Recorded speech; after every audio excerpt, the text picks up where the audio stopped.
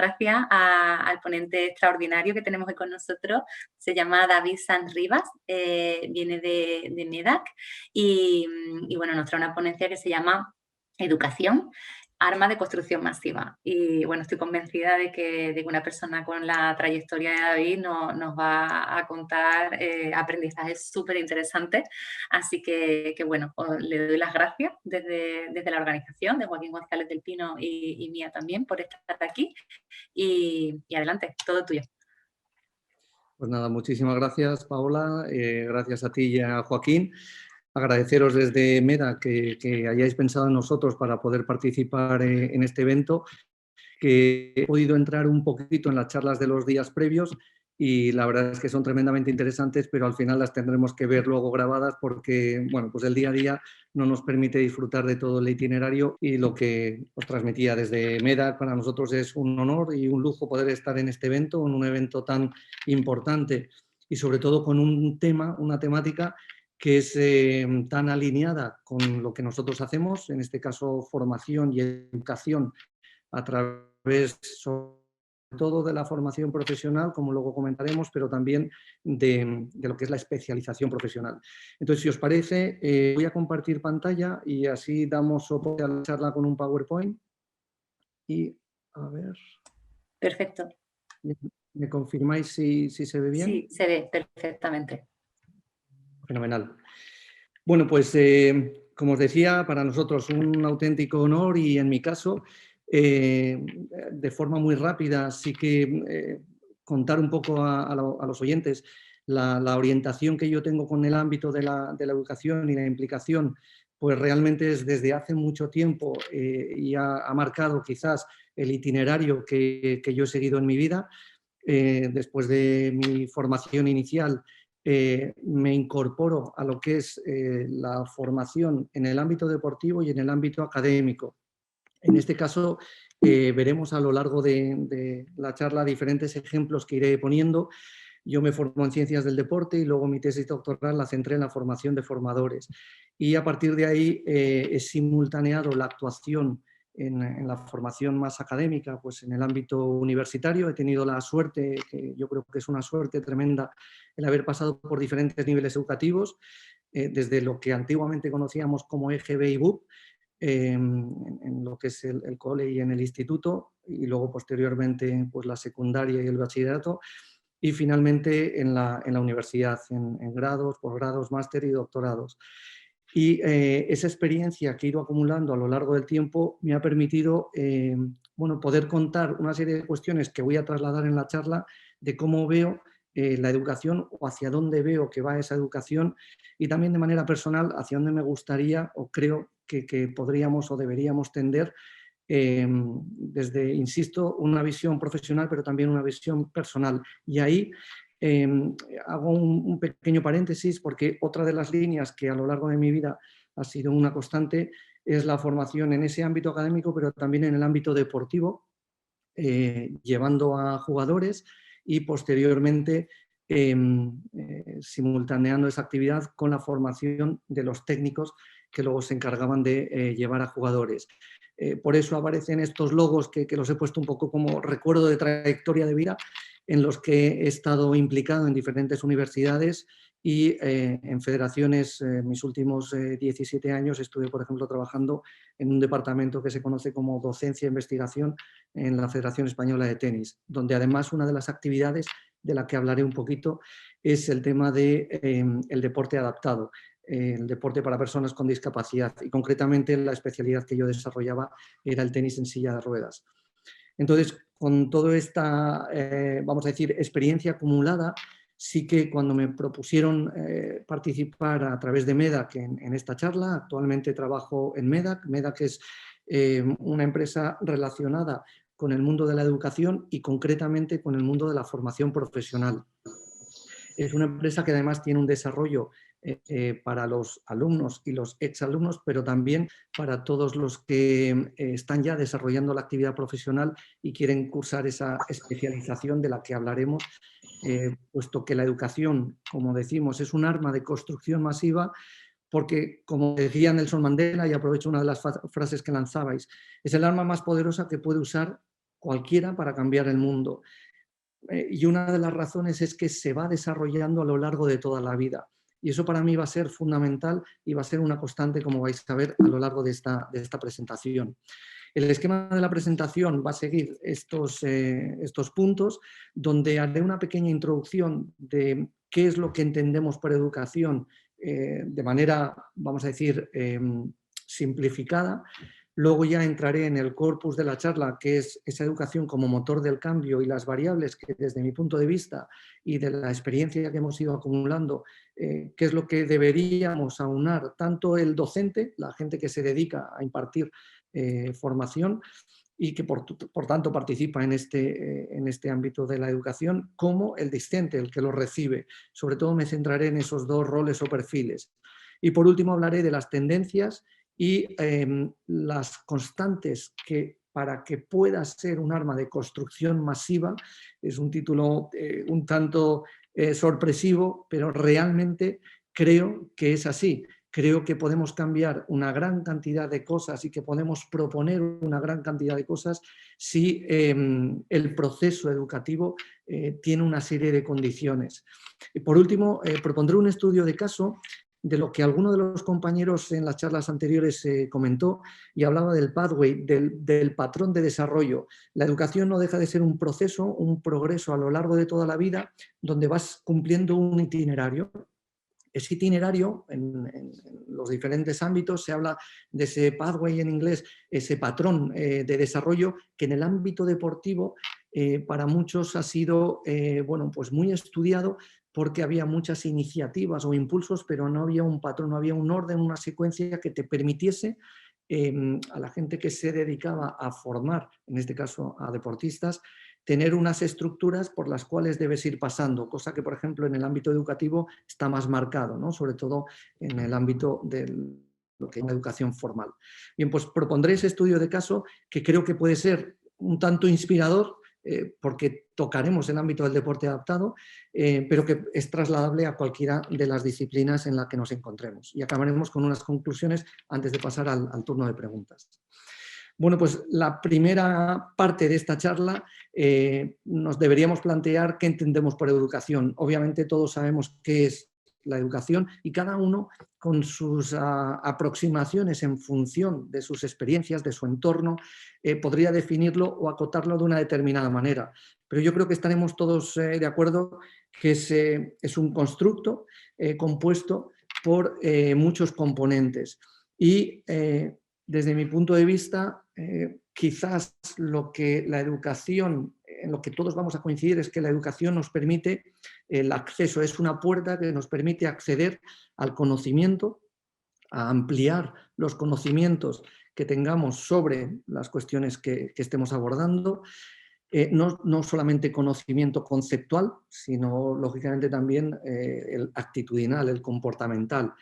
Nos permite la puerta al espíritu crítico, eso que siempre decimos, que al final nosotros podemos avanzar y podemos incluso debatir y podemos incluso criticar y construir a partir de la crítica, lógicamente si nos basamos en fundamentos, si nos basamos en argumentos, y eso te lo da el conocimiento que en teoría vamos recibiendo a lo largo de toda nuestra vida.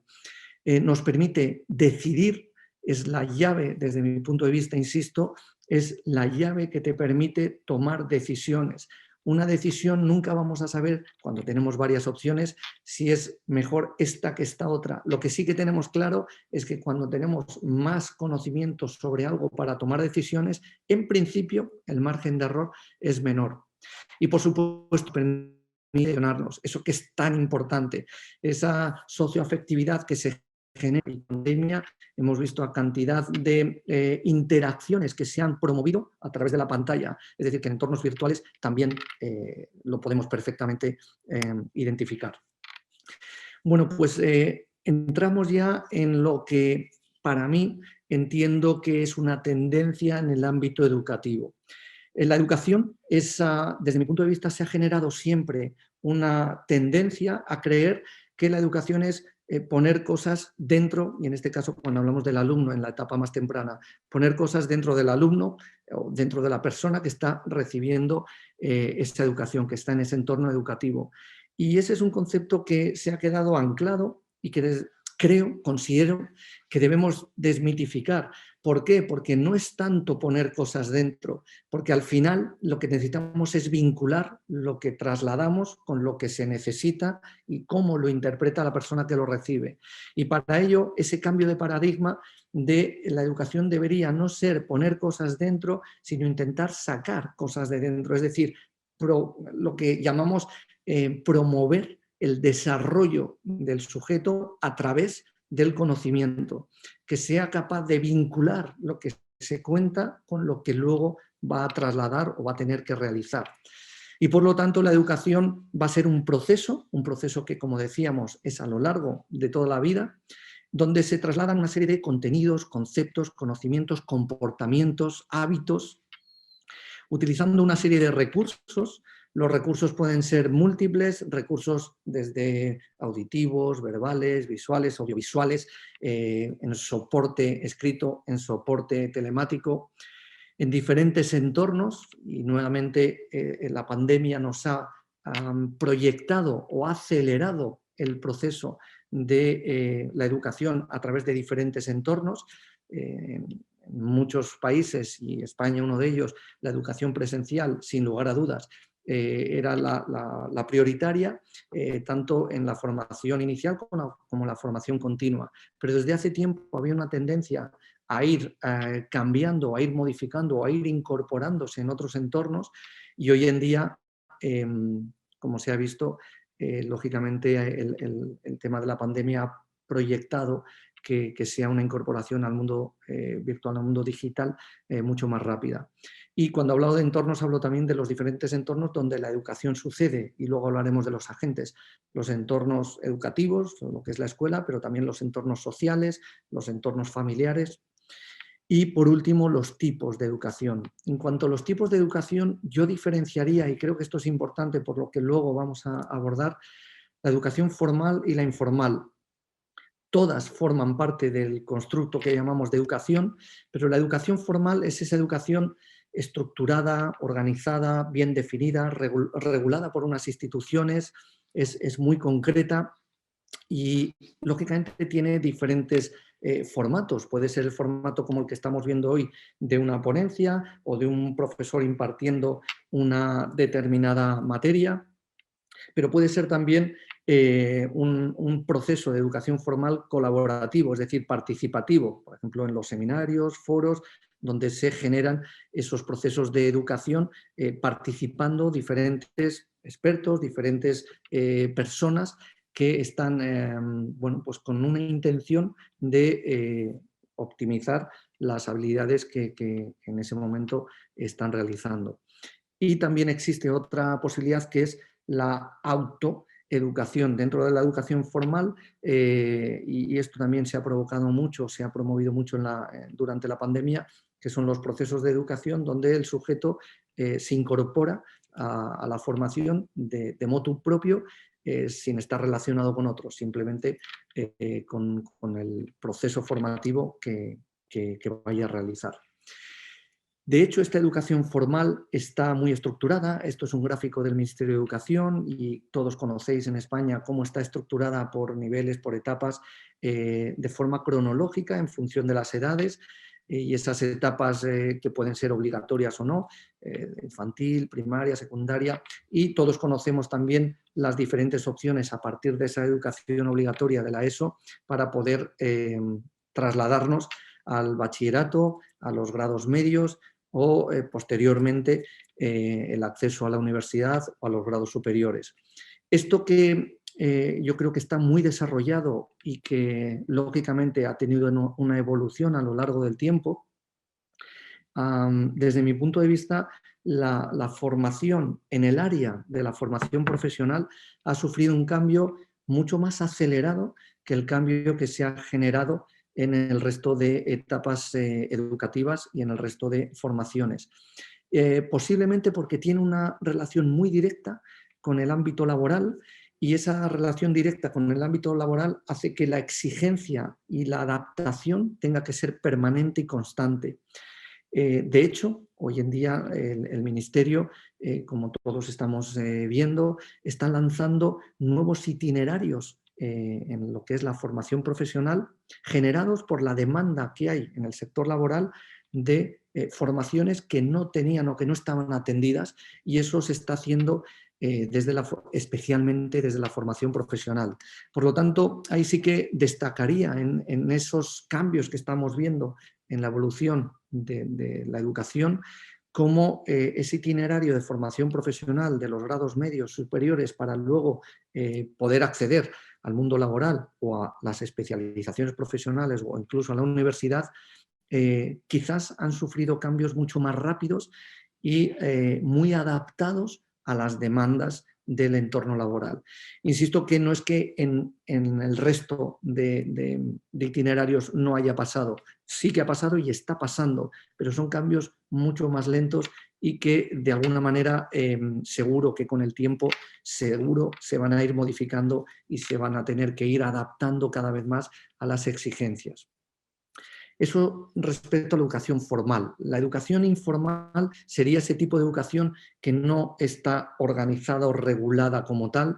De hecho, es aquella que se da, por ejemplo, entre los colegas de una misma profesión cuando se reúnen para hablar sobre un tema concreto. No hay un orden establecido, pero sin embargo forma parte, si se habla de las competencias, si se habla del trabajo, de los proyectos, de las opciones, no deja de ser un entorno, por ejemplo, el que se genera muchas veces en los congresos, sean presenciales o virtuales, cuando hay salas de foros de discusión, muchas veces ahí se intercambian ideas, proyectos, y eso forma parte de esta educación que consideramos informal, pero que no por el nombre significa que no tenga validez, ni muchísimo menos. De hecho, surge en multicontextos, es decir, no tiene un contexto determinado, sino que puede surgir en cualquier momento o lugar, y que además tiene mucho que ver con la experiencia y la convivencia, es decir, las experiencias que tiene el sujeto y la convivencia desde el punto de vista de ver con quién se produce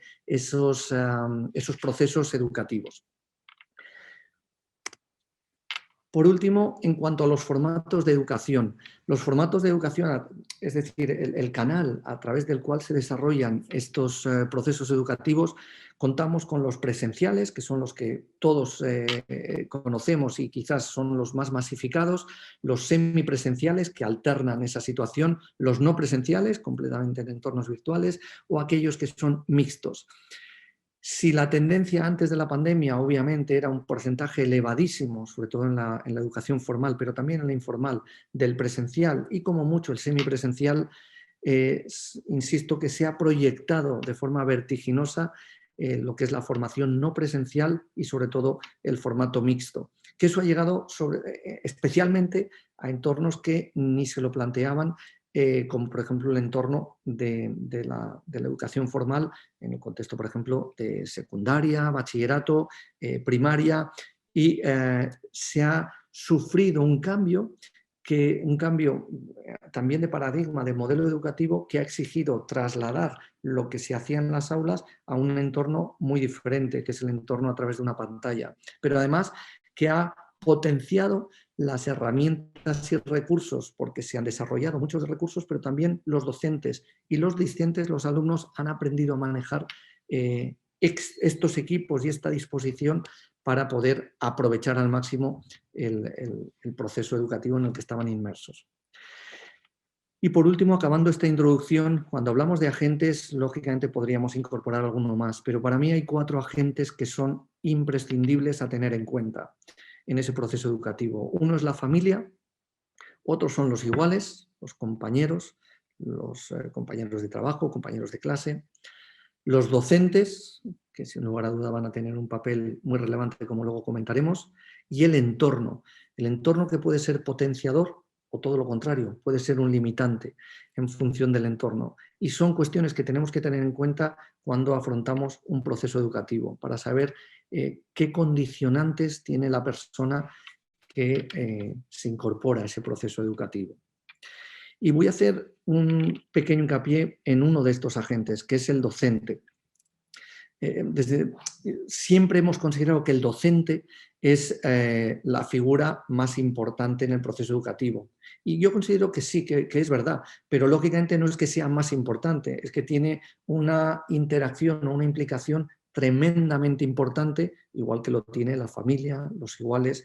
Sin embargo, la figura del docente, de alguna manera, va a tener una transferencia sobre el alumno muy importante, y por eso decimos que en esa nueva tendencia, en ese nuevo proceso que estamos hablando de la educación, debe ser un facilitador. Facilitador no es que ponga las cosas fáciles, sino que promueva aquello que decíamos del no meter cosas dentro, sino de promover el saber hacer a partir del conocimiento. Eso exige una motivación tremenda por parte del profesor para ser proactivo en ese proceso de educación. Eso es difícil y eso tiene un valor y un mérito tremendo, y hay muchos profesores, muchos educadores que están haciendo este gran esfuerzo. Por eso, lógicamente, es una profesión que debe tener el respeto que debe tener, porque son artífices de ese proceso tan importante del que estamos hablando a lo largo de toda la vida.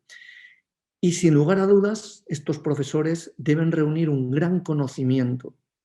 Y aquí sí que es muy importante, el conocimiento se adquiere, igual que la educación, a lo largo de toda la vida. Y la experiencia es un grado, y la experiencia es parte de esa formación que decíamos de tipo informal. Pero la experiencia no se puede sustentar en el único bastión para poder seguir haciendo lo que hacías previamente.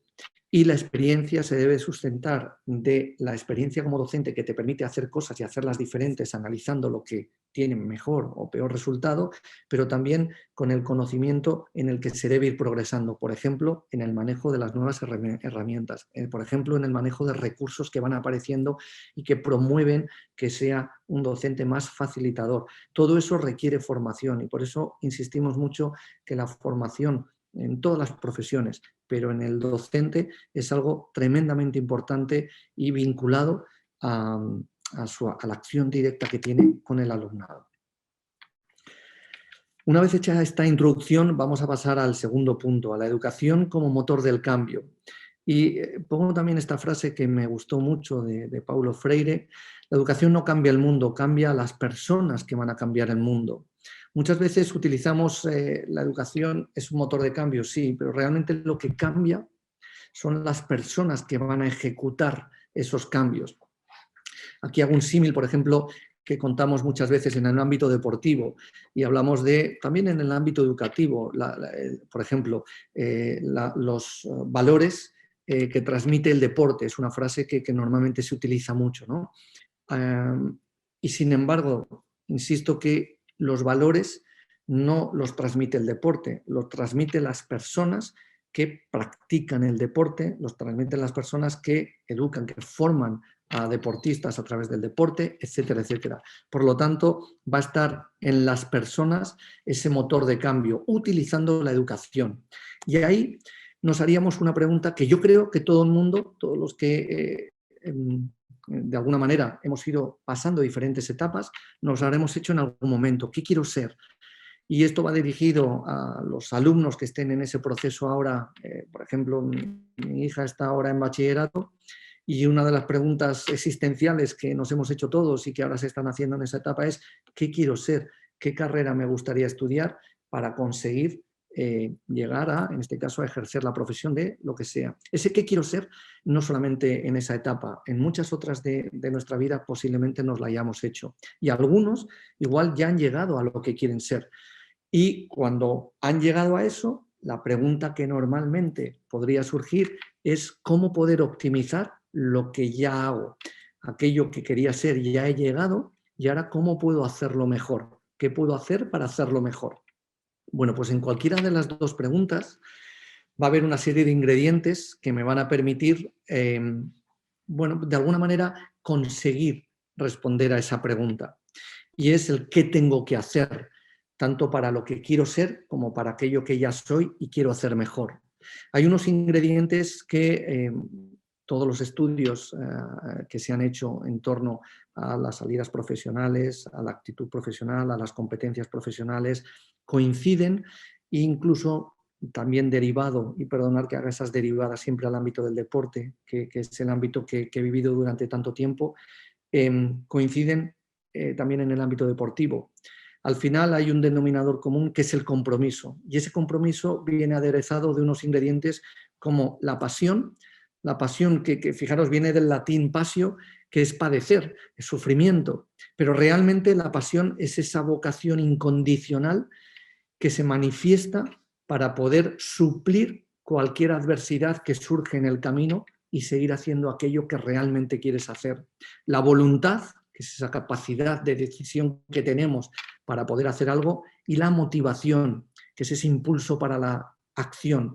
Tiene un carácter emocional, pero es tremendamente importante y debe estar impreso en ese compromiso para poder lograr aquello que pretendamos. Y en ese proceso educativo, y una vez que hemos visto o resuelto esas preguntas que nos podemos generar, cuando hablamos de ese contexto de inspiración en el ámbito educativo, creo que, insisto mucho, tanto para los docentes como para los discentes, hay una serie de variables que nos van a ir marcando y que tenemos que tener muy en cuenta. Vamos a pasar por cada una de ellas. La primera es la atención. La atención está comprobado que alguien que muestra atención sobre algo, que tiene esa disposición de atender a algo, es mucho más receptivo para poder aprender, para poder formarse y para poder luego aplicar aquello que está aprendiendo.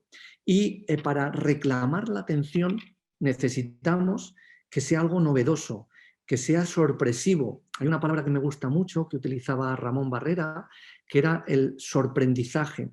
El sorprendizaje, utilizar la sorpresa como elemento de reclamo de atención, porque cuando has captado la atención, el sujeto va a estar mucho más predispuesto y, lógicamente, esa atención no es ilimitada, es limitada, por lo tanto tenemos también que ser conscientes de ellos. Otra manera es hacer la tarea más compleja. Cuando alguien hace una tarea y se convierte rutinaria, va perdiendo la capacidad de atención. Si tú eres capaz de proponer tareas o situaciones que generen esa complejidad adicional, siempre dentro de los límites de que ese sujeto sea capaz de abordar, sin lugar a dudas, va a aumentar sus niveles de atención. Pues eso es tremenda, sería una constante a tener en cuenta en los procesos educativos, el reclamo de la atención. Otro sería la actitud. La actitud, y os pongo esta imagen de Rafa Nadal, donde hablo de la humildad y la resiliencia. La resiliencia que en el ámbito deportivo es muy clara, hay sujetos como Rafa con lesiones tan importantes como las que ha tenido y es capaz de sobreponerse. En el proceso de formación, de educación y en el proceso de nuestra vida, sea a nivel profesional, a nivel educativo, vamos a tener baches y vamos a tener situaciones donde las cosas no salen, porque no sale siempre todo bien. Y ahí tenemos que tener esa capacidad de aceptación y nuevamente volver a activarnos para conseguir superar esa situación.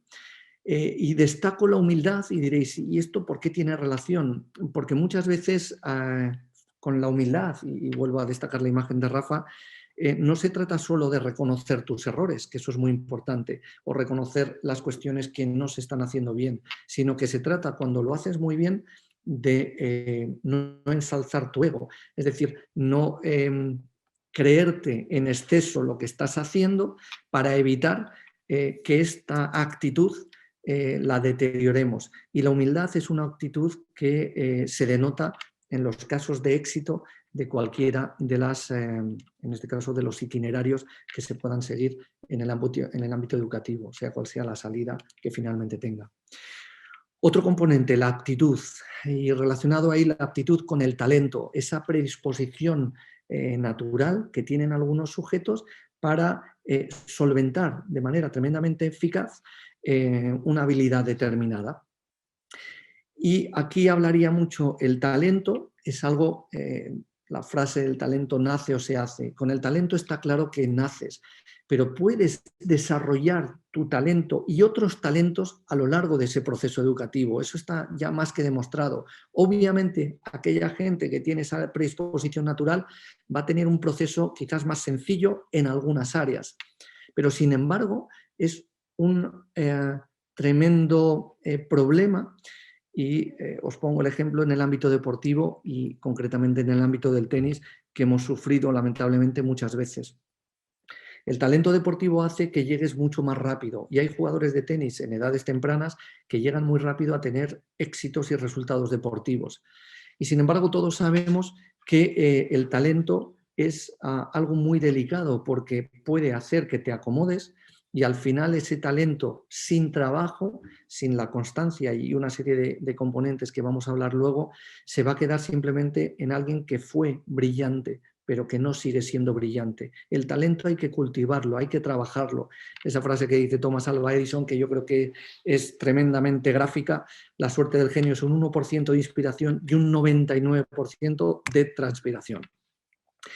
Otra variable importantísima, la experiencia, la práctica. La práctica debe venir asociado a cualquier proceso educativo y esa experiencia que vas acumulando a lo largo de tu vida te va a permitir ir haciendo las cosas mejor.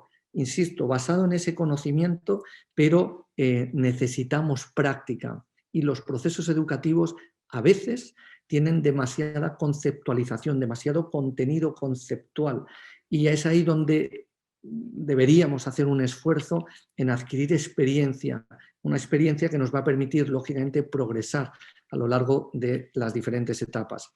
Aquí en la experiencia, y una de las teorías que se maneja mucho con la experiencia en todos los ámbitos, en el ámbito deportivo también, pero en cualquier ámbito, es esa famosa teoría de Erickson de las 10.000 horas, que tú tienes que hacer o ejecutar o practicar 10.000 horas para poder llegar a un nivel de experto en alguna tarea. Es decir, hacer una media de 10 horas semanales durante 20 años. Sin embargo, ya sabemos que eso no es así. Lógicamente, esto es un símil y tenía una base fundamentada en que sin experiencia, sin práctica, no conseguimos lograr la progresión en aquello que somos capaces de hacer. Pero es verdad que aquí siempre va a priorizarse la calidad versus la cantidad. Por lo tanto, la experiencia es muy importante y ahí estará la experiencia, las formas en las que vayamos haciendo esa experiencia, que es lo que le va a aportar calidad, es sin lugar a dudas lo más importante. Disciplina, constancia, eso es algo que es inherente al proceso educativo.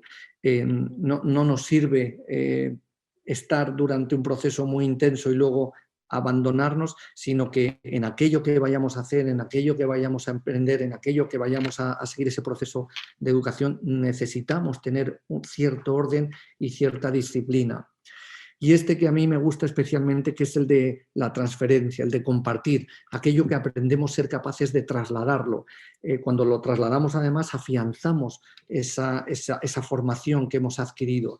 Y eso que parece que es simplemente un atributo de los docentes, que compartimos el conocimiento, no es así. Es en todos los aspectos de la vida, por supuesto a nivel familiar obviamente, pero también aquello que compartimos, aquellos conocimientos, actitudes, comportamientos, hábitos que compartimos con otros, forman parte del proceso de la educación. Y una vez visto estas variables, vamos a hablar de las tendencias. El primero, la transformación tecnológica. Eso es un hecho y esto es algo además que está avanzando de una manera vertiginosa. Todos somos conscientes de que ha habido una transformación tecnológica. ¿Y eso qué nos permite? Eso nos permite tener dispositivos, tener herramientas, tener recursos cada vez más potentes, cada vez con mayores capacidades de abordar y de manejar la información, los datos. La tecnología del Big Data, como sabéis, está transformando, decimos transformando el mundo porque lo está, pero está transformando también el ámbito de la educación. Y esto nos está permitiendo tener un acceso a la información con un solo clic. Ese acceso a la información es potentísimo. Hoy en día nuestros alumnos, y esto es algo que debemos aprovechar, nuestros alumnos son capaces de cualquier cosa que estemos contando, rebatirla o contrastarla porque han leído, han visto, han oído algo que anteriormente, salvo en el libro de texto que manejabas, era difícil el acceder a una información sobre aquello en lo que estabas trabajando, sea cual sea el nivel en el que estemos. Hay alumnos en primaria y ponemos casos de primaria porque a veces pensamos que el acceso a la información es para gente que ya tiene esas habilidades, pero hoy en día esas habilidades las adquieren mucho antes y ese acceso a la información y el potencial que tiene ese acceso a la información es tremendo. Lógicamente debe ser canalizado, pero es tremendo. Y eso nos lleva a esa formación de formadores. Si ha habido una revolución tecnológica, que la ha habido, si hay un acceso a la información potentísimo para los docentes, que lo ha habido, lógicamente para los formadores debemos estar completamente alineados con estos cambios. Por lo tanto, las tendencias en educación deben ir también en esa formación para aquellos que se van a encargar de la formación, muy orientada al manejo de todas estas herramientas, a exprimir el potencial de todas estas herramientas para que realmente su intervención sea muy eficaz. Y esos modelos de enseñanza, que antiguamente solo existía uno, el que tenéis en la imagen de la izquierda, ese modelo autoritario, donde el profesor tenía el rol principal y el alumno tenía una interacción, vamos a decir, mínima. Sin embargo, se han pasado a modelos y hoy en día tenemos modelos de enseñanza mucho más participativos, más abiertos, los aprendizajes basados en proyectos, los modelos de clase invertida, bueno, unos modelos que ponen el énfasis en la participación del alumno dentro del proceso educativo, lógicamente canalizada, tutorizada, guionizada por el docente. Y esos modelos no se trata de que unos eclipsen a los otros, se trata de compartir y utilizar los modelos en función de las necesidades. Desde mi punto de vista es muy importante que coexistan, pero obviamente la tendencia es por el tipo de vida que también estamos hoy en día bueno, sufriendo o disfrutando, debemos de tender hacia esa actividad que nos permita hacer partícipe a los alumnos del proceso educativo. En cuanto a las tendencias en educación, también tendríamos que hablar de la oferta educativa y de las salidas profesionales. Yo creo, y esto lo hablábamos al principio de la charla, desde hace tiempo esa formación profesional ha tenido como directriz a la hora de acercarse a la oferta educativa las salidas profesionales.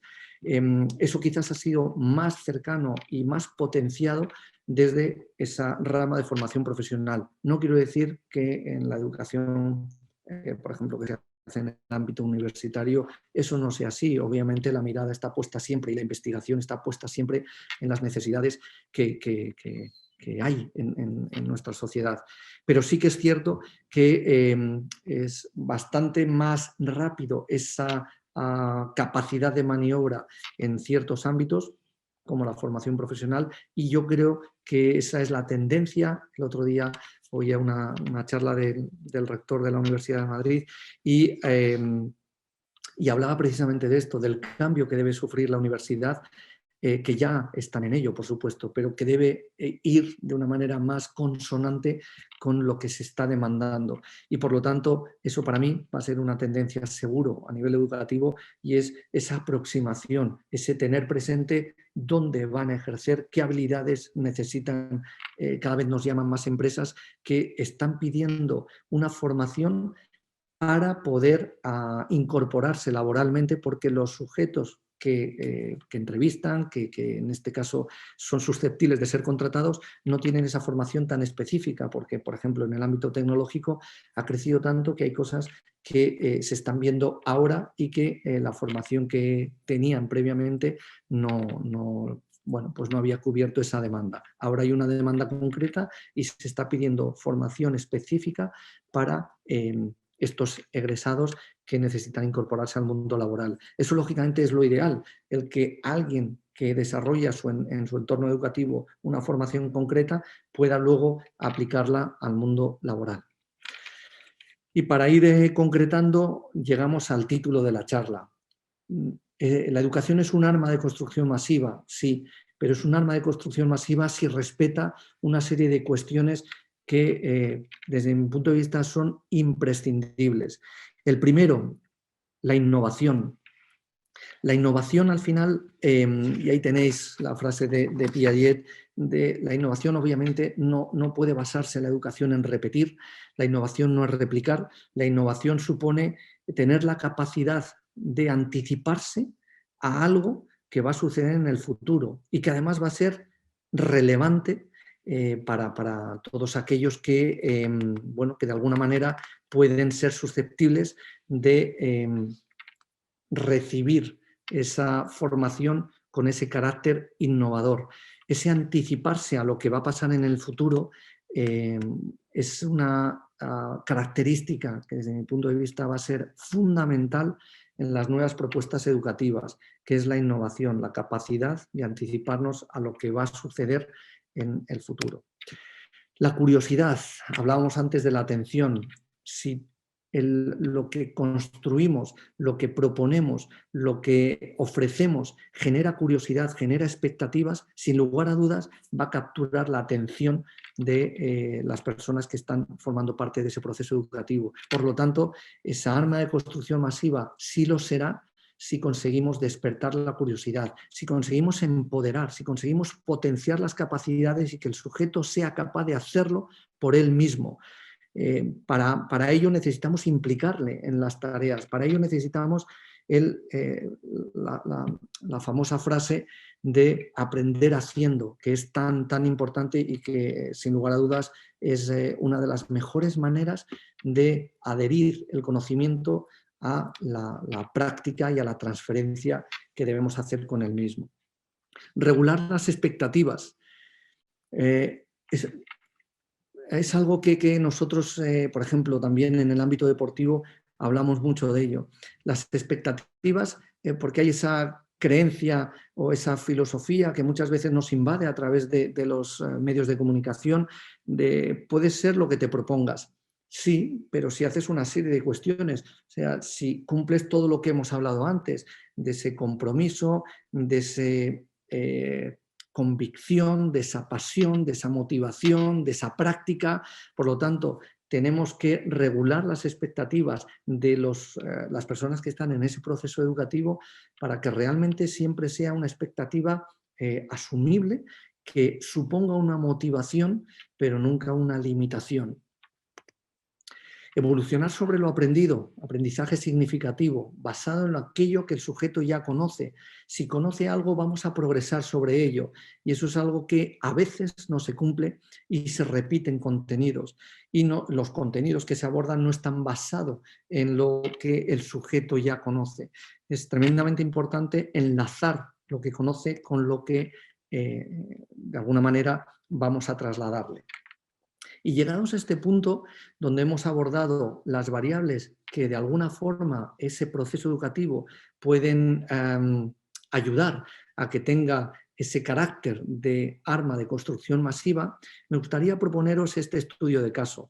La educación, en este caso, a través del deporte. Y voy a utilizar este acrónimo, GROW, donde voy a contar la historia de este jugador. Es un deportista profesional, un tenista en silla de ruedas que se dedica profesionalmente a jugar al tenis en silla de ruedas y que tuve la suerte en el mundo del deporte, teníamos ya ese pathway, ese patrón diseñado y en España, por ejemplo, en el ámbito del tenis, tenemos la gran suerte de haber tenido muchos casos de éxito que nos han ido escribiendo la historia de cómo poder hacer las cosas para poder llegar al éxito o al alto rendimiento deportivo, que por ejemplo en una federación española, como sabéis, uno de los objetivos en las federaciones nacionales es la práctica del deporte, la práctica masiva, pero conseguir resultados en el alto rendimiento que de alguna manera proyecten a ese país, a España, con una imagen hacia el exterior gracias a los deportistas. Esos deportistas,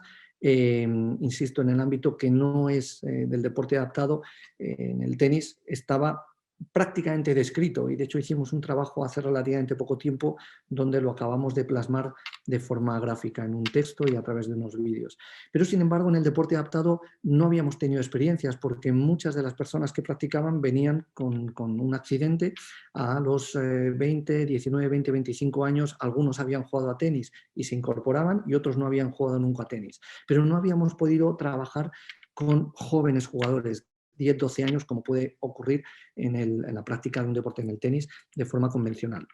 Pues bueno, con este deportista empezamos a trabajar muy joven y a lo largo de las etapas fuimos construyendo lo que realmente él quería y fue contestar a estas preguntas del acrónimo GROW.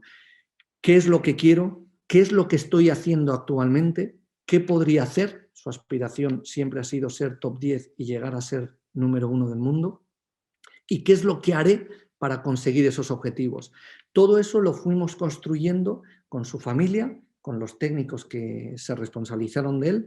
En mi caso, yo llevé la primera etapa del jugador y luego ya, al ser capitán del equipo nacional, se incorpora al equipo nacional y en mi caso, fueron 6 Juegos Paralímpicos en los que he podido trabajar con jugadores, pero en el caso concreto de Dani, que es el que os voy a contar, se incorpora a partir de los Juegos Paralímpicos de Londres. Entonces, os voy a emitir estas imágenes porque creo que va a ser mucho más fácil.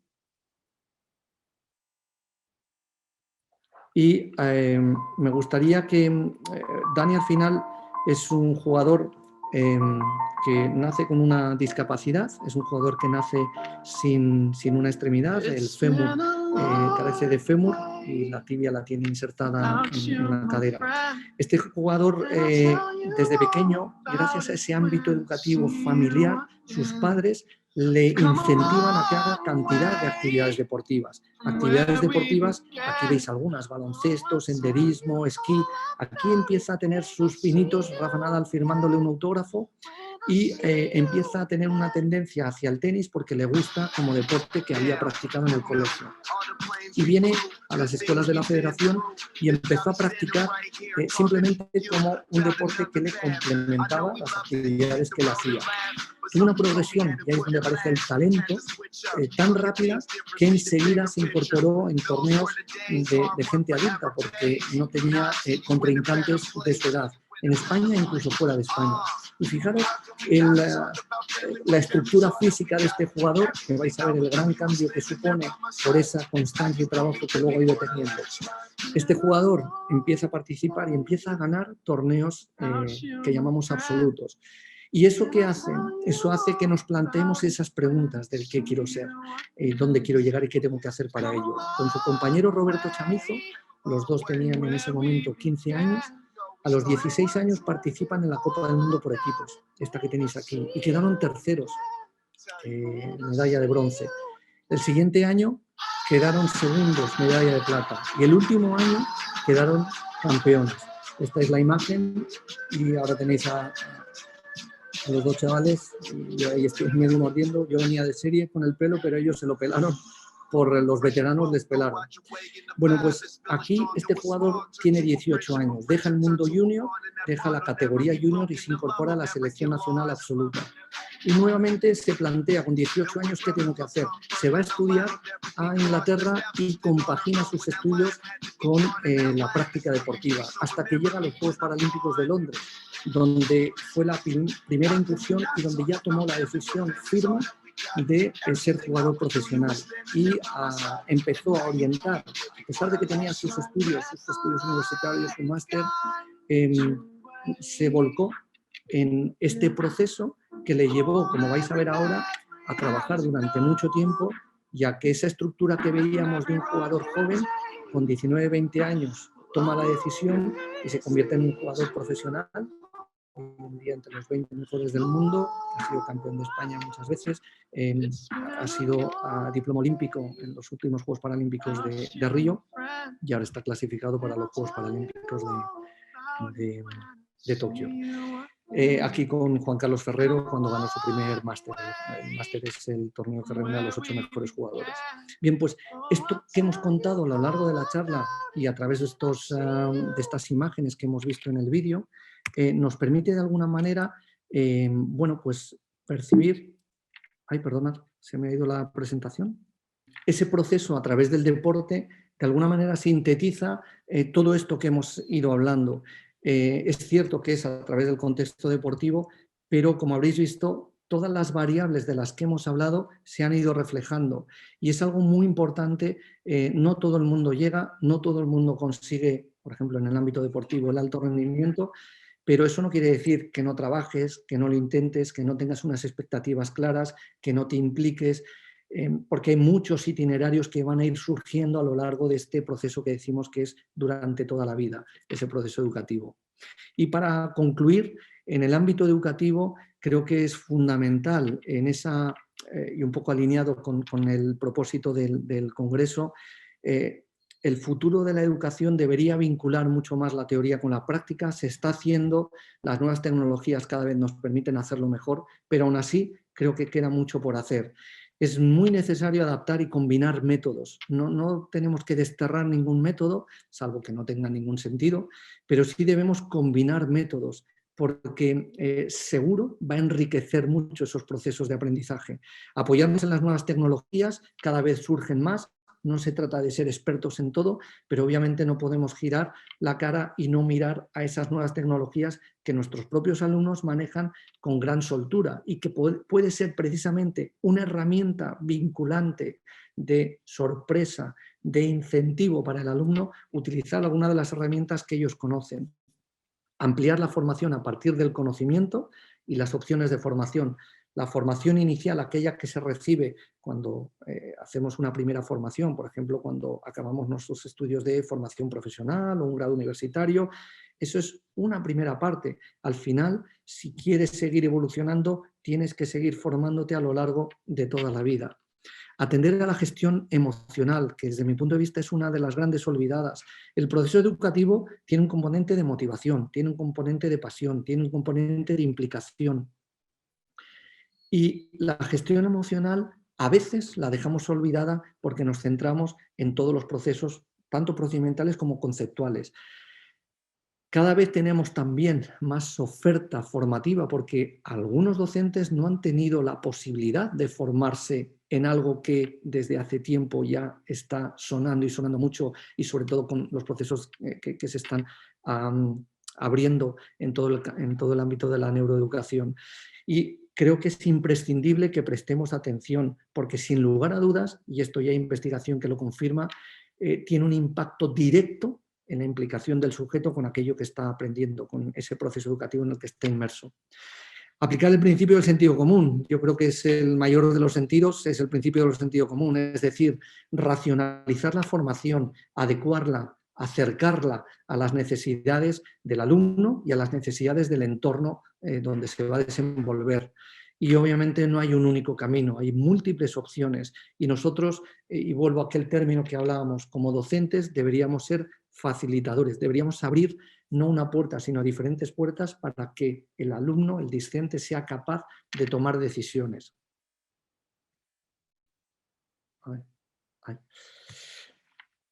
Y finalizo diciendo algo que tanto va para los docentes como para los discentes. Creo que en ese propósito de innovación, en ese propósito de poder, de alguna forma, a través de la educación, conseguir los objetivos que cada uno nos propongamos, debemos ser diferentes haciendo cosas diferentes, y ahí esa capacidad de innovación que decíamos. No debe haber excusas porque la excusa nos aleja de nuestro propósito. La excusa va a aparecer cuando no tengamos muy claro, porque si lo tenemos muy claro, esa excusa se va a difuminar. Dificultades van a aparecer, claro que sí, pero para eso tenemos que ser positivos y ser proactivos, de manera que consigamos aceptar y adaptarnos a los cambios, a los baches que nos va a suponer cualquier proceso, en este caso los procesos educativos, a lo largo de toda nuestra vida. Porque, como decía este autor, la educación no es la preparación para la vida, sino que es la vida en sí misma.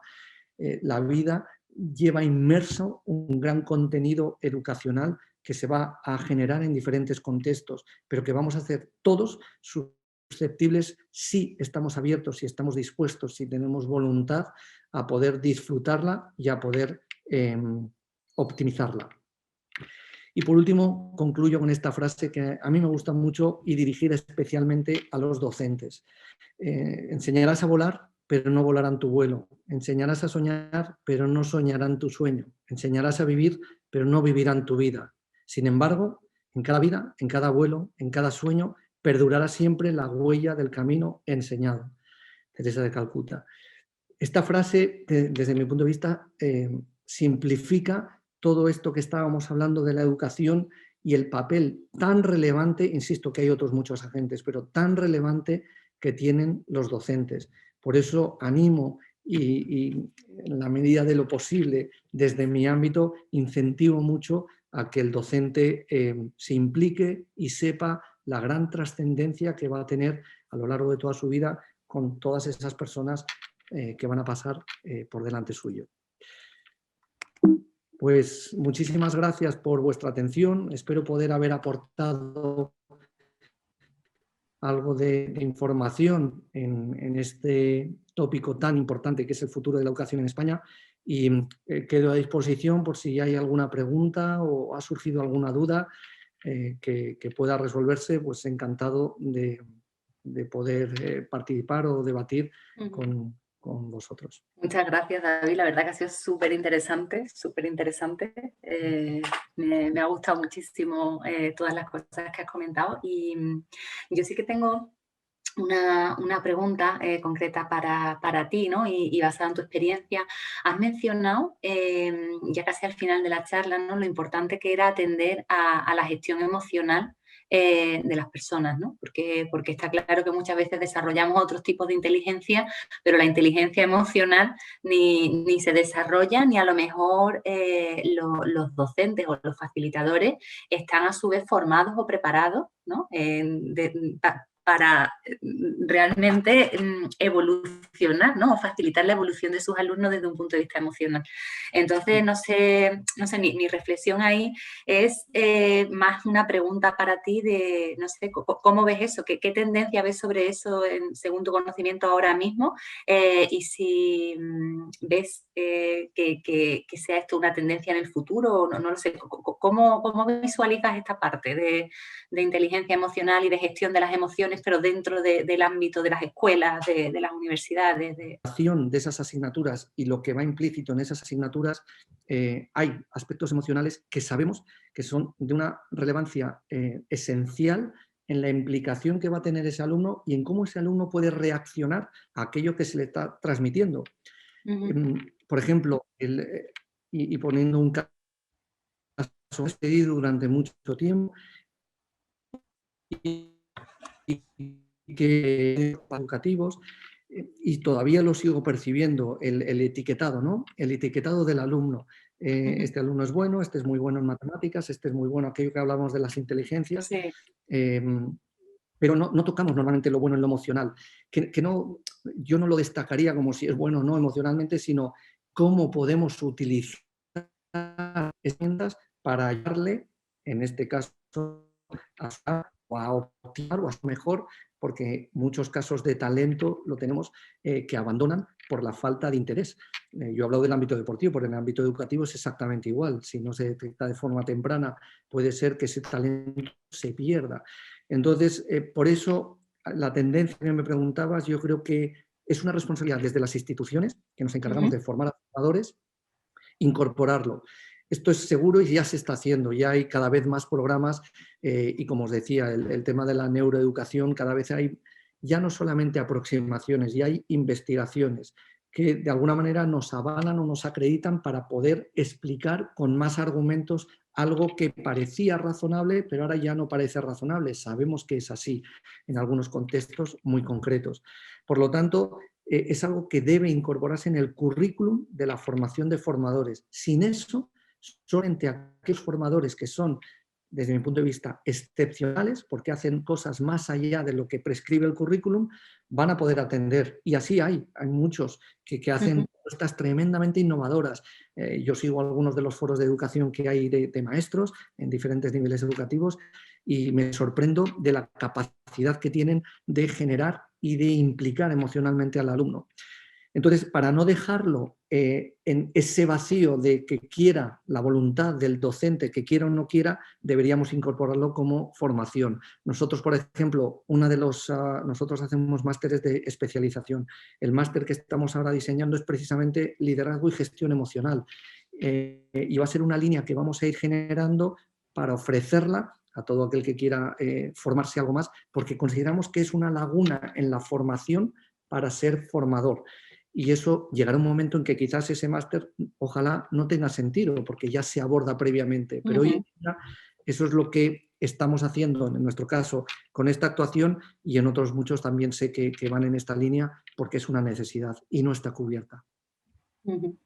Y una pregunta también que tengo y que me surge al hilo del caso de estudio este que nos has traído y que me ha parecido absolutamente maravilloso, la verdad, es que, ¿qué estáis haciendo para trasladar estas experiencias, estos casos a las escuelas, por ejemplo, para que haya otros estudiantes que conozcan estas realidades, que haya profesores que las conozcan y, no sé, aumentar ese awareness, ¿no? Sobre oye, están estas opciones, ¿no? Y estos caminos y mostrar también esos referentes, ¿no? A las personas que están aprendiendo.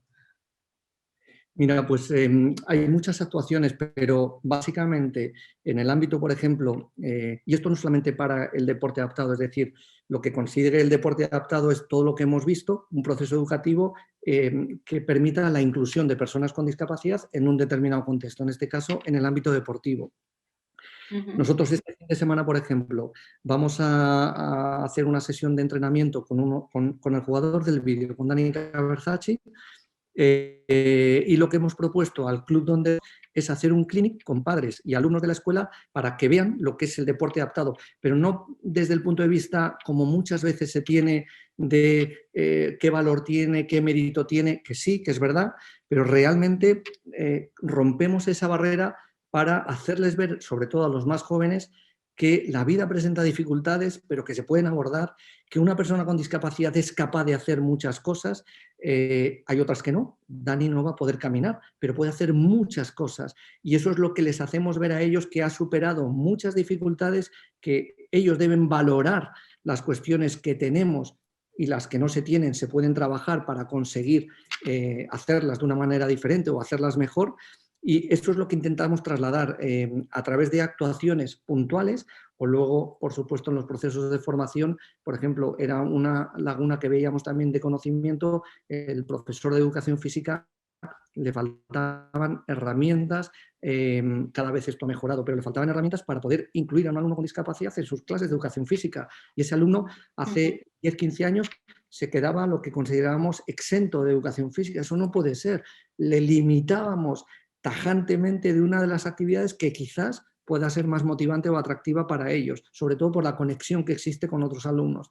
exacto. Eso ya ha evolucionado muchísimo, pero eso forma parte de esa formación. Entonces, lo que intentamos hacer, y Dani de hecho imparte muchas charlas, en ese ámbito inspirador, el comunicar y dejar de ver un aspecto que es evidente, que es una discapacidad física, tiene mucho mérito, claro que lo tiene, y eso hay que valorarlo, pero lo importante es todo lo que hay detrás de eso. Y lo que hay detrás de eso es la capacidad de superación frente a la adversidad. Y todos, con o sin discapacidad, tenemos situaciones adversas que tenemos que afrontar.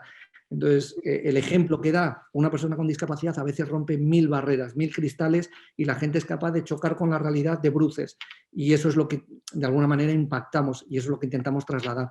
Por eso creo que los medios de comunicación tienen una importancia radical. Ahora, si todo va bien, se celebrarán los Juegos Paralímpicos y habrá muchas imágenes impactantes de deportistas sin brazos y sin piernas que consiguen hacer natación a una velocidad tremenda. Y eso tiene mucho mérito y lo tiene y un valor tremendo, pero insisto, lo que hay detrás, el proceso que hay detrás es el que todos debemos de llevar para conseguir un objetivo, una meta, que son las cuestiones que hemos hablado en la charla.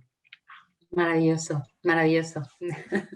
Pues la verdad que me quedo con esta reflexión para terminar, porque creo que no se puede terminar mejor que con lo que has comentado. Vuelvo a darte las gracias de corazón por estar aquí hoy con nosotros y bueno, cerramos aquí y en breve arrancamos con la siguiente ponencia del día. Muchas gracias, David. Pues muchísimas gracias a ti como a Joaquín y nada, un placer haber podido participar. Muchas gracias.